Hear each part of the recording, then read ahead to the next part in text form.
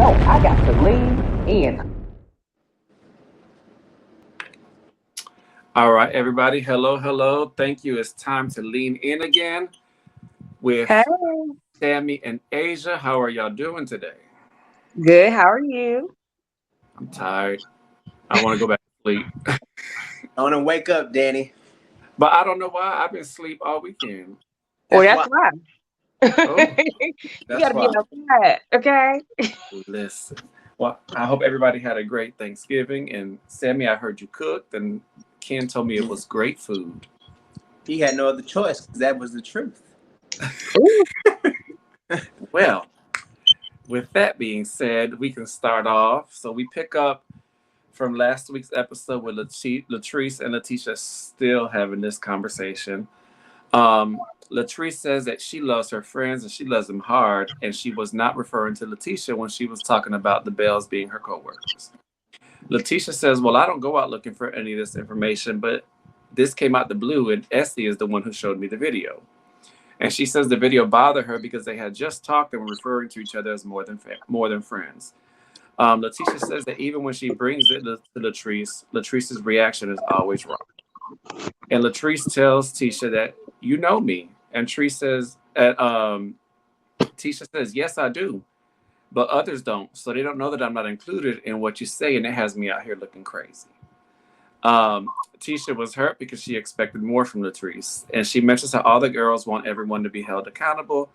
And Treese gets that, but nobody's hands are clean, and nobody can hold her accountable because she is an adult, and her actions are her actions.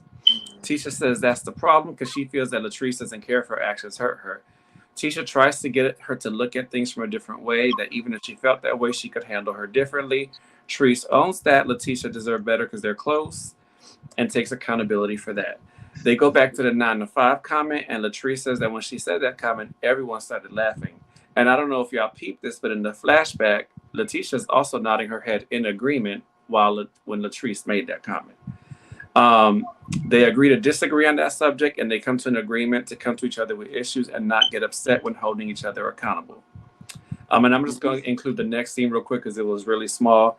And we go to Letitia's having a meeting with her mentee Misha and Gucci's daughter Dee, and Dee is going to be managing her front desk from now on. She goes over the details for the event and what she wants for her book event, and she really wants a romantic feel and for it to be very intimate. So, Asia, I will start off with you. What were your thoughts on these two scenes? my thoughts on at least the first half is that she finally to said like what she was upset about, and I'm speaking on Tisha. Like finally, because you know that the 9 to 5 thing, yeah, a few people were upset, but y'all already talked about it. It was cool, whatever. Did she drink? Did she not drink? At this point, it doesn't matter. She said what she said. It's not hard to take some constructive criticism back. And Treese did say that she just didn't like how Tisha was coming at her, and I think that played a big part in her reaction. Not all of it, but a huge part in her reaction. So I'm glad they were clearing the air with the actual issues in that scene, and that kind of warmed my heart a little bit. Like, yes, we just get into what we need to get to. Let's move this along and go to let's get a different beef going, or let's just get something else going, because this is kind of dead at this point. Like, we don't need to talk about it no more.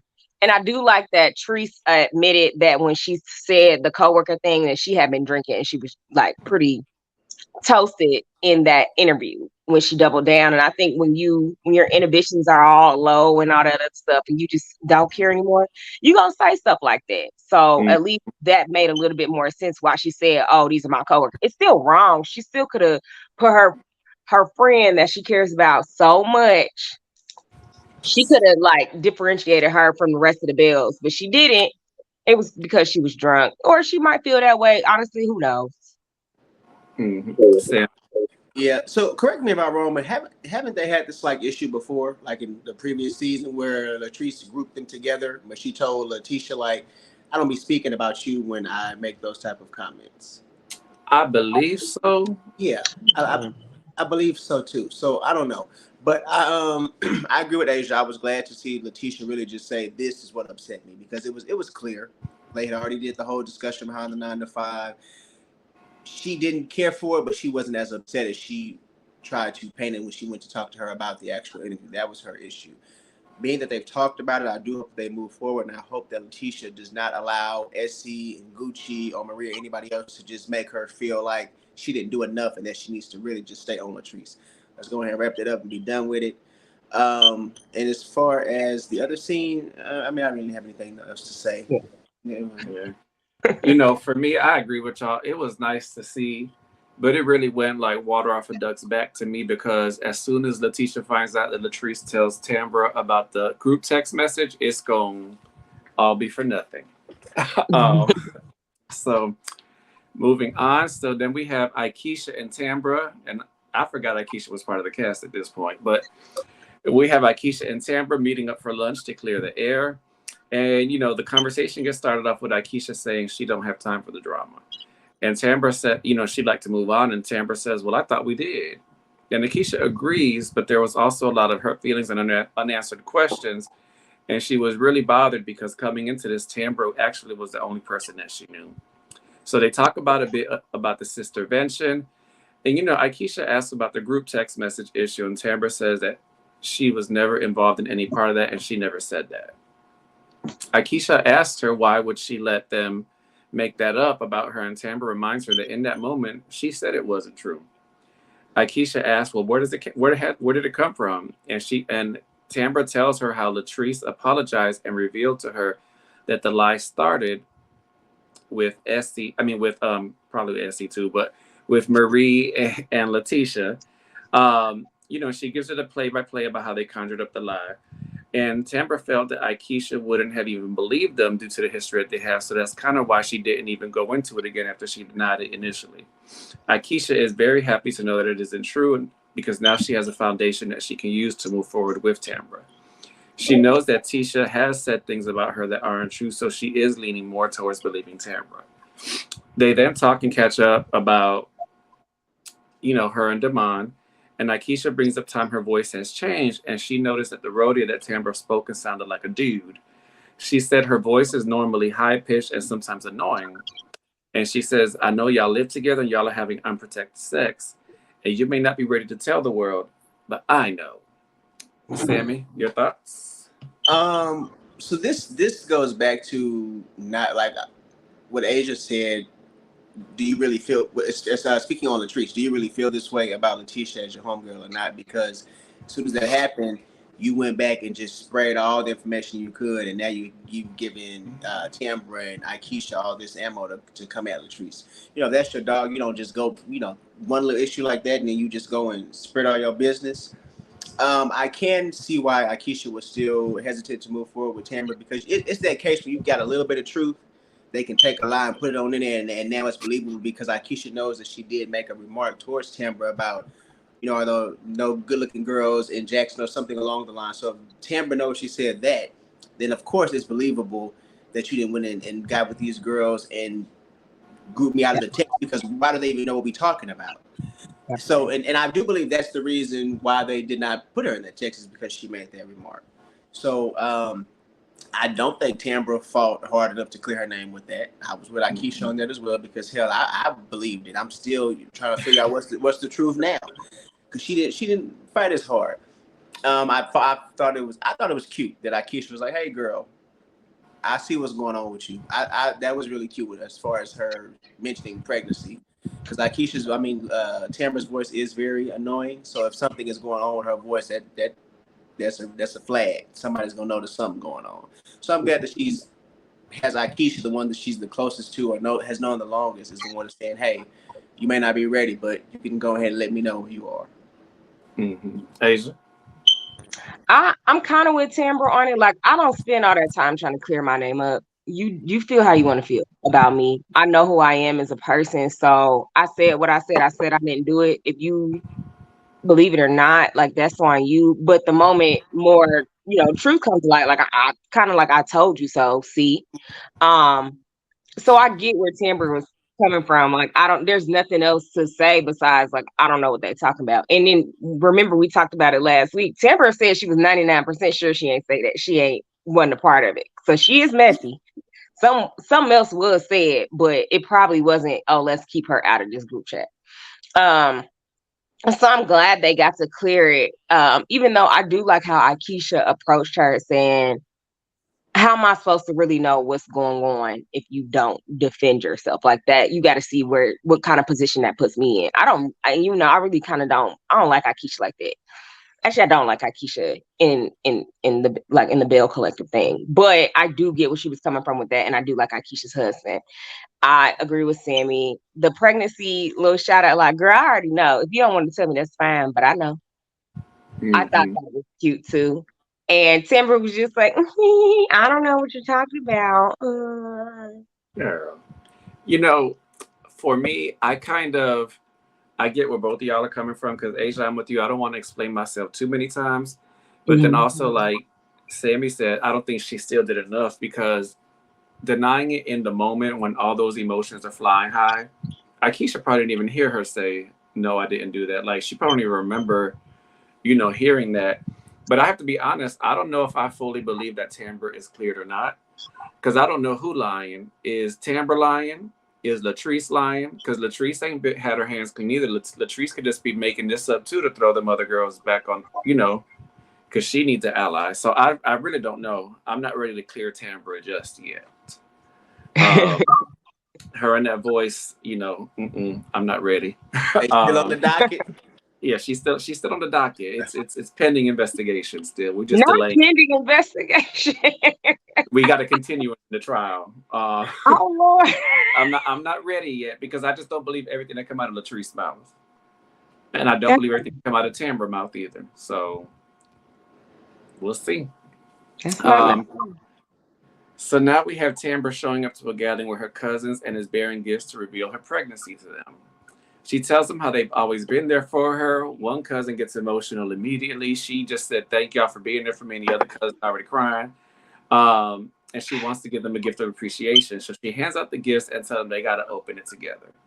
And as they begin to open the gifts in unison and they see the onesie with the words, "Hello, Auntie," there's different reactions. Some are crying, some are laughing, some are screaming. And one of the girls was in so much shock, they looked like she was unhappy that Tamara was pregnant. Um, they then say they'll be even happier when there's a ring on her ring finger. The one who looked unhappy initially asks, "How does the mom feel?" And Tim reveals that he was happy. She then says her mom didn't really understand what IVF was, and even after telling her mom she was pregnant, weeks later, her mom still asked, "Girl, is you pregnant or not?" Um, and then the girls then ask, "Do the Bells know?" And when they have a gender reveal for Tambra, do they have to invite them all, or can they just invite the ones that they like? So it's interesting to know that some of them girls already don't like the other Bells. Um, and then the one who initially looked unhappy also was glad to hear the news, as she revealed at the end that she needed that news this week. So I guess she had a tough week.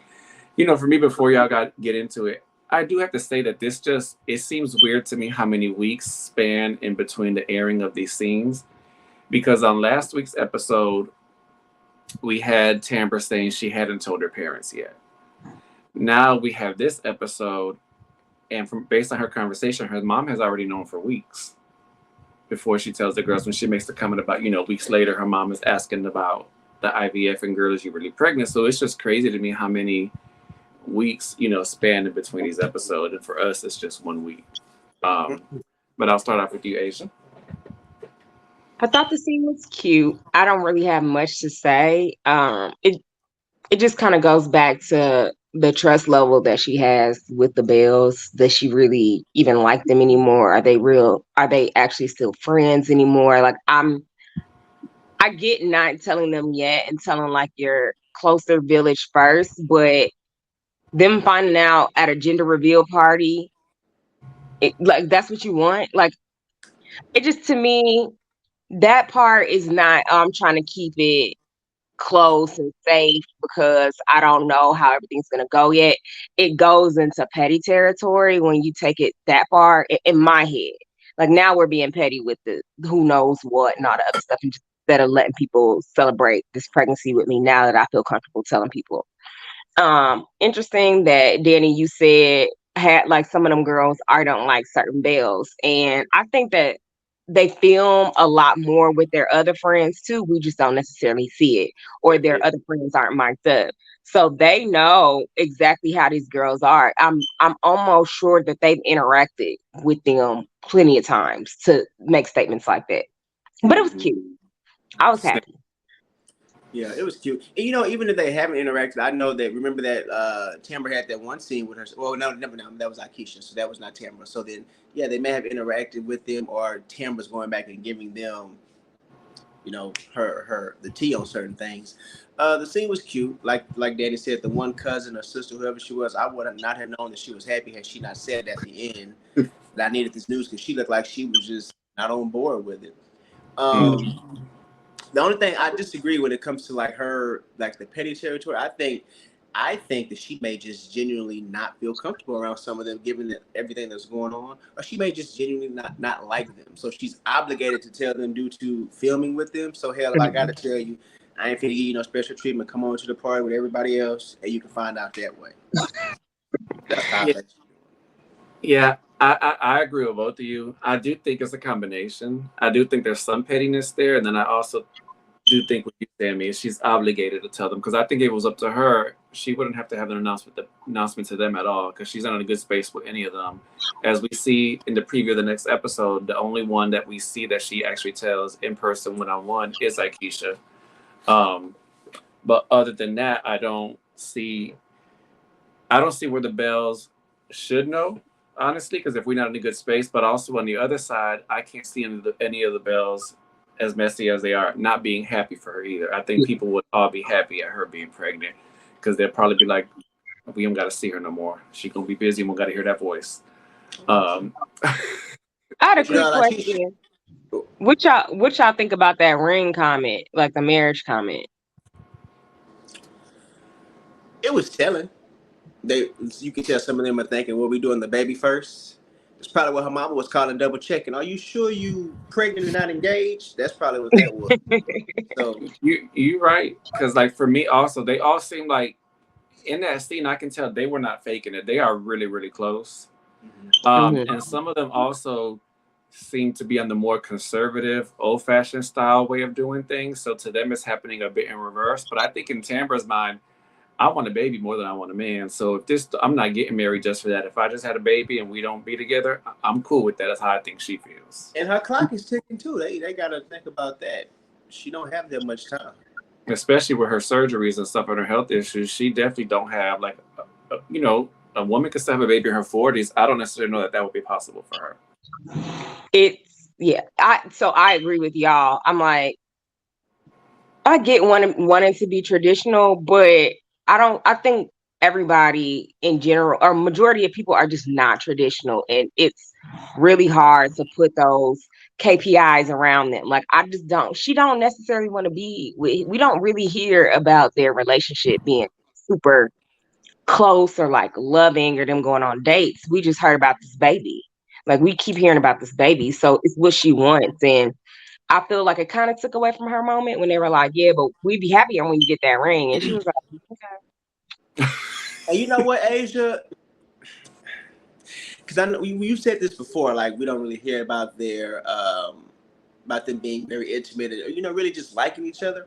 And I "Okay." thought about like thinking about the pregnancy is high risk and all that. But when you really think about everything else, remember she was first saying that she wanted the ring. Now she's just okay with the baby. Remember she was saying how her time was, she was running out of time and she didn't have a man, and all of a sudden we see her back on a date with her ex from 16 years ago. So shit, is she really just like, hey, I need this baby, let me go ahead and just get Get it with it so I somebody can else. be done with it? Yeah. So Yeah. Light bulb. yeah. I think so. Yeah. Uh, um, and these are not the KPIs. I thought I was at work. Because I gotta have a meeting with somebody tomorrow about theirs. Uh, Ooh, now Big Boss Danny. so now we're at the next thing, and this scene was funny to me. I don't care. Every time I see this mother on the screen with her shaky voice, I holler. But Sogucci and JJ go meet up with his mother for brunch, lunch, or whatever. And they are obviously late because Mama says she's been sitting there for hours. Everybody done got their food and drinks. When she said that, I thought there were other people in the party, but I guess she's talking about if she didn't see people come and go. Um, But once they arrive, JJ greets his mother, but she's upset. And then she tells Soguchi, girl, you can come over and give me a hug too, which I didn't expect that. Soguchi tries to take accountability for them being late. She says, I don't care. Late is late. Um, so they begin to have a talk about, I guess, the mother not being anymore, how things are. JJ asks, did you get your coffee this morning? And she says, yes, in my percolator. I ain't never heard the word percolator so much until I see these two scenes, because it's just a coffee maker to me. Um, and the mother tells Soguchi that she was nasty and rude and how she handled the situation, but then she also apologizes for not discussing it, the position her and JJ put her in, by not discussing it with her first about the plan to bring her into their home. Soguchi also apologizes for how abrasive she had been. And she says that, in her confession, that they get along so much better when they don't live together. Soguchi then asks her for some advice regarding the situation with her and JJ's daughters. And, the mama says that's what important is that Gucci and JJ present a united front on all occasions. Mama tells her to remember that she is the wife and the ex is the past. And love will prevail, and to have faith in that. Sammy, your thoughts? Mama needs to realize it's Soguchi, the wife, too. I know when I first seen the scene, I was thinking, I don't want to see this lady again, but I was glad that she actually was accountable. Say we went into it wrong, so of course the outcome was just that. They should have spoke to Soguchi first. I hope that JJ does take that into account in case something like this ever happens again. But overall, I mean, it was fill a scene. Glad she took accountability, and I'm glad to see that they can kind of just put a ribbon on that and move on to something else. Asia. I'm glad my mother-in-law don't act like that. That's all I got. You need to plug that in every time. I was with her all week. I actually showed her. I showed her what I said last time, and we watched this episode together. And I said, if you ever act like this, it's a no press. But no, I'm glad my mother-in-law don't act like that, because it's so Gucci has to put in a lot of restraint. You see it in this scene. So Gucci is holding back just to keep it peaceful. And she gets little stuff out here and there. But Miss Opal or Oral or whatever her name, whatever JJ mama name I'm is, gonna say mama. that lady is a lot. And it was nice that she halfway took accountability. Like, yeah, we didn't discuss it with you, but she really didn't take accountability for how she be acting in that lady house. Because that was the issue. That was really the issue. Because if you was nice, it would have been no problem with you coming without us. Because there would have been really no need but to say, like, if your husband wants to bring his mama, you probably wouldn't even think nothing about it if she was coming there for a couple of weeks without him even mentioning it, because y'all get along. But in that case, what I really wonder is, I wonder if Tambra gonna sound like the mama when she get old. I feel like the mama had an annoying voice when she was young, and now it's just shaky and vibrated. Like Tambra gonna sound like that when she get old. I don't know. But... And JJ in his hair is just working me.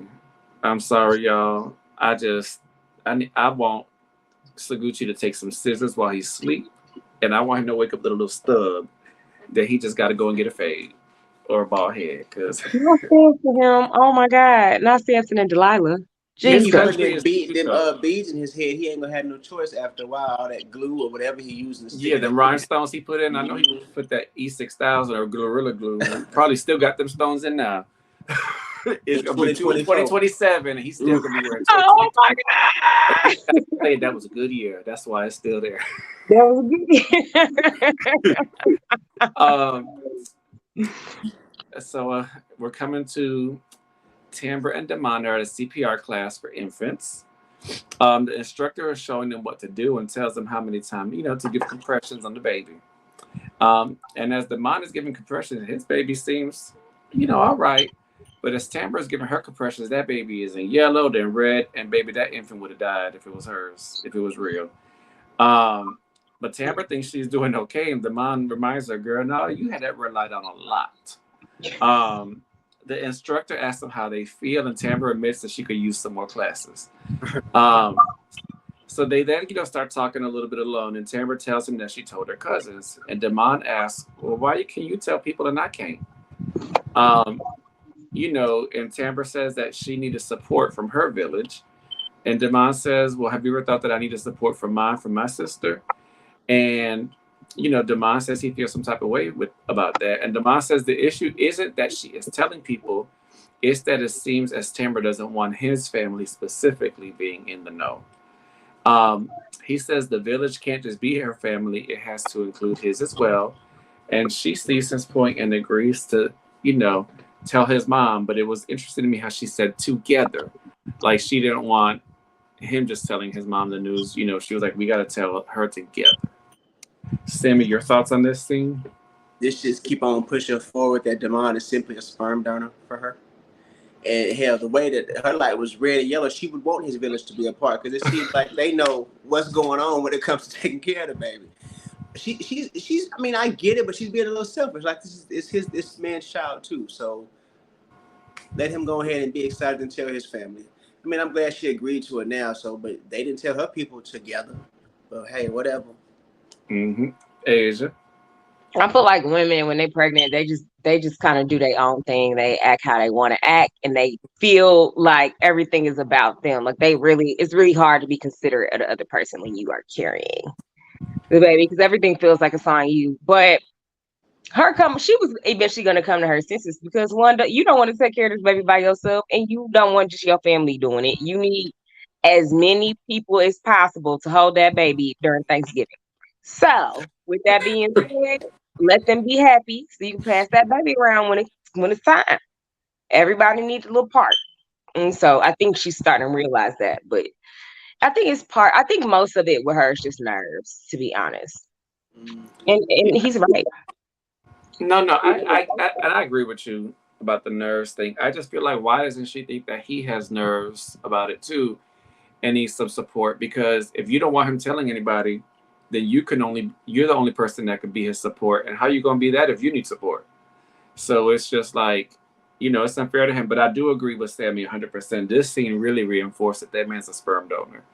But you better play nice and act like you want him involved because while you may not want him involved, you're gonna want his monthly check if y'all not together for child support.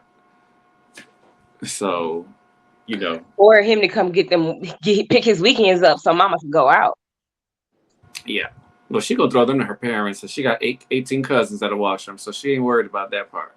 Well, So we shall see. But their dynamic is very interesting. I do like that Damon knows how to express himself well, and he was able to convey how he felt about his village needing to be involved as well.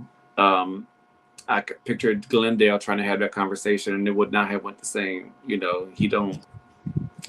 That's another can of worms. But so we're at the final scene, which is pretty much the meat and potatoes of the episode. And we have Tisha showing up to the event space a little early to see how things are shaping up. Misha shows her things are going well and they'll be ready for the night.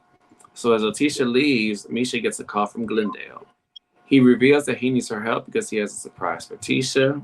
The surprise isn't revealed to us yet as the scene goes to the actual event itself and how people are arriving. And for the most part, people are dressed nicely. I say for the most part because Cliff showed up in that white. I feel like all he got is that white uniform and white pants, white shirt and white pants uniform that he showed up everywhere in. It probably know how to walk around Jackson by itself already. That outfit.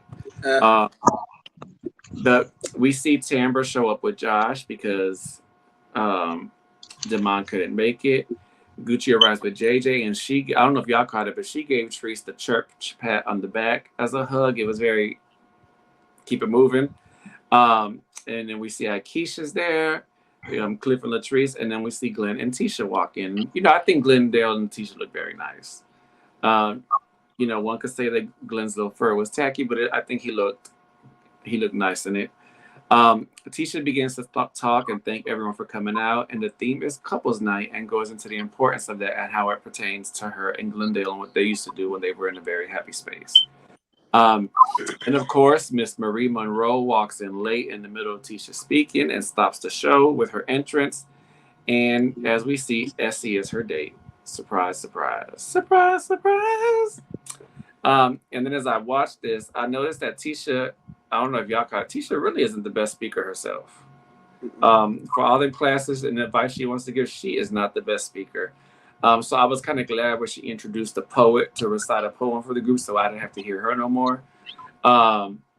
And I thought the poem was very nice and that the poet did a great job. You know, the bits and pieces we saw of it, I kind of would have liked to have heard the whole thing. Um, so then Tisha gets back up and gets to speaking to talk about the book and gives the name to the group.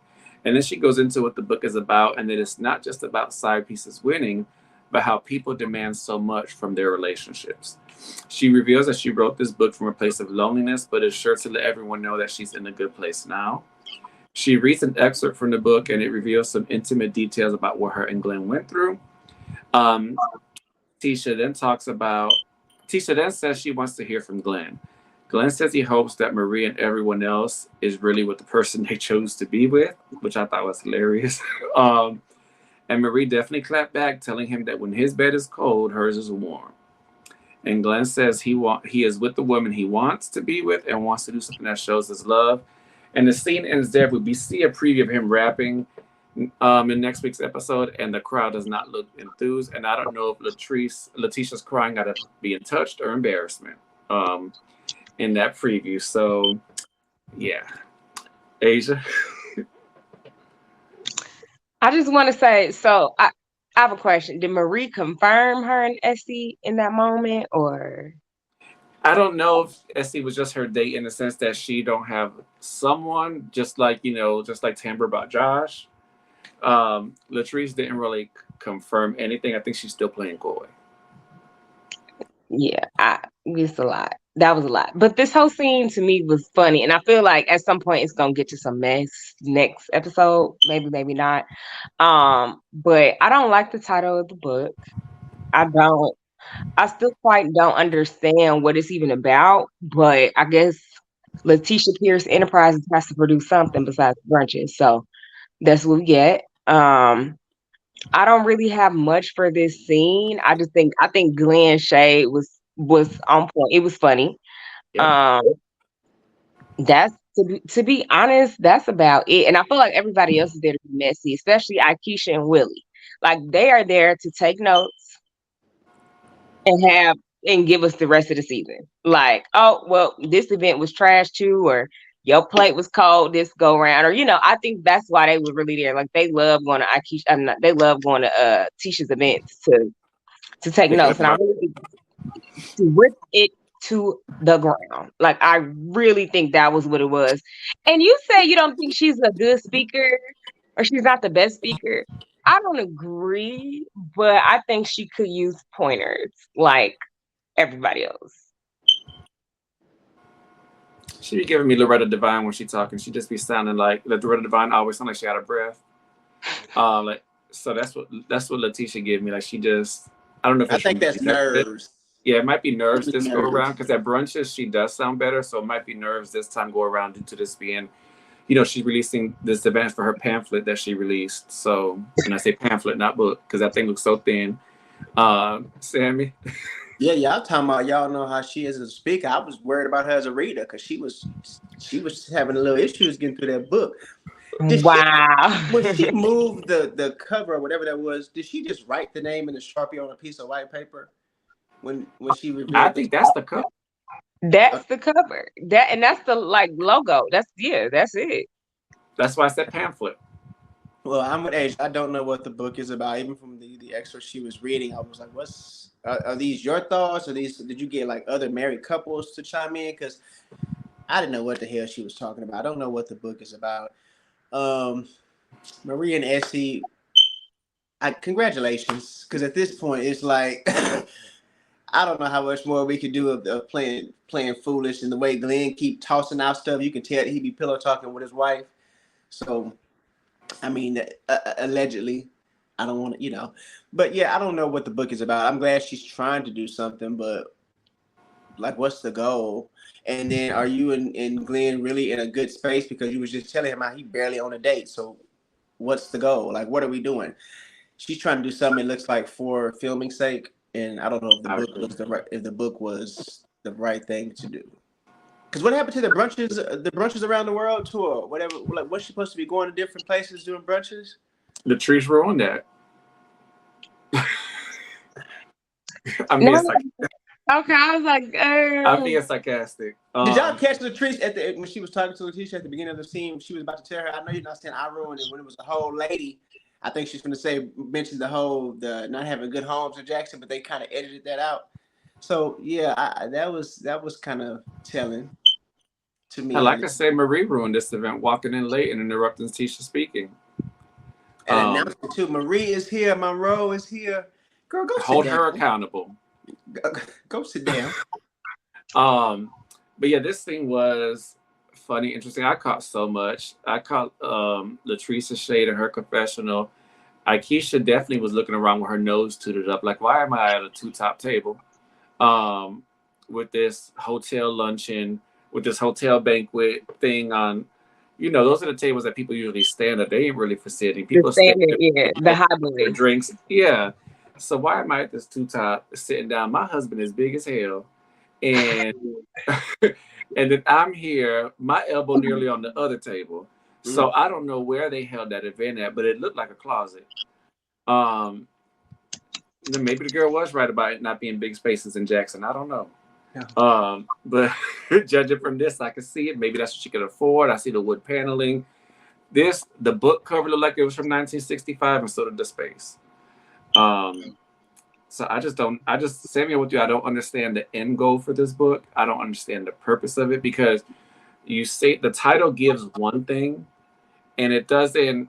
The average person who doesn't attend your event is not going to know that you're talking more about just what, how relationships are so demanding for each other. And then also, when she was reading from the book, did Glendale contribute to this book too? Because it sounded like she was reading something he wrote. That's what I'm saying. Like, was that his opinion, or were there like other couples that she asked, because she was referring to the wife? So I was like, what? And then the whole "you give me a safe space to express myself." Every time I see her express herself to him, he tear her ass up. So I don't know what safe space she talking about. Maybe it's the one we don't see. Um, but I thought it was interesting how she mentioned the ABCs getting sex on anniversaries, birthdays, and Christmas, and he agreed. Shaking his head up and down. So I don't even know if they just staying together for the show either. I just don't know. I don't know anymore. The authenticity that I was loving about the Bells this season seems to be dropping a little bit. It's starting to become more manufactured to me, and that's becoming annoying, because the authenticity is what was making it one of the best shows to me. And I will say, I don't know if that's just them trying to get more for the camera due to longer seasons now, which I feel like is very unnecessary with them. We didn't need But 26 episodes. but you know what, Sammy? It's interesting you mentioned that, because I thought this was continuing season 3, but Me on the too. TV on the actual own website it says season 4, so it look like we're getting a season reunion for season 3. Well, see, so I thought that was just like an error with the TV when I was watching it, but they called it a mid-season finale. So do they do a mid-season and then just jump into another season, or is that just the TV programming doing it incorrectly? Yeah, so for y'all in the comments, bear with us while we figure out. We've been labeling last week's season 3 episode 13. Now this one is labeled season 4 episode 3 because of what the actual network says. So just bear with us while we try to figure that out. We just I know recording that we today. see.